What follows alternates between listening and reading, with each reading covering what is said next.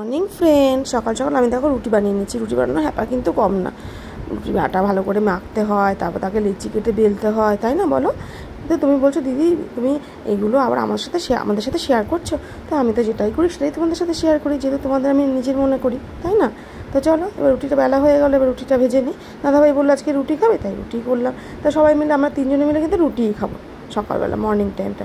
বেশিরভাগ দিনে কী হয়, আমরা মর্নিং টাইমে রুটিটাই বেশি খাই। তো অনেক সময় ঘুরিয়ে ফিরিয়ে খাবারও খাই, দেখো তোমাদেরকে সব কিছুই শেয়ার করি। হয় চাউমিন খাই, ভাত ভাজা খাই, তাই না বলো? পান্তা ভাত খাই কোনো সময়, কিন্তু রুটিটাই আমরা বেশিরভাগ খাই। রুটিটা আমরা দুবেলাই খাই, মানে মর্নিংও যেমন খাই, আবার নাইটেও কিন্তু রুটিই খাই আমরা। শুধু ওয়ান টাইম শুধু আমরা ভাতটা খাই আর কি। তো দেখো তোমাদের সাথে গল্প করতে করতে রুটিগুলো কিন্তু আমার ভাজা হয়ে গেল। তিনজনে মিলে একই টিফিন খেলে কিন্তু খুবই সুবিধা হয় বলো। যারা আমরা মেয়েরা তারা কিন্তু জানি তিনজন টিফিন খেলে একসাথেই খুব ভালো হয় আর কি। তো এবার দেখো দাদার জন্য বসিয়ে দিচ্ছি উচ্ছে ভাজা। উচ্ছে ভাজা কিন্তু আমার মেয়েও ভালোবাসে খেতে। দেখো তোমাদের সাথে গল্প করতে করতে উচ্ছে ভাজাটা হয়ে গেছে। এবার দাদা ভাইয়ের টিফিনটা আমি বেড়ে দিয়ে দিই, যেহেতু ওর অফিস টাইম হয়ে গেছে। দিয়ে দিচ্ছি সাথে দুটো কাঁচা লঙ্কা।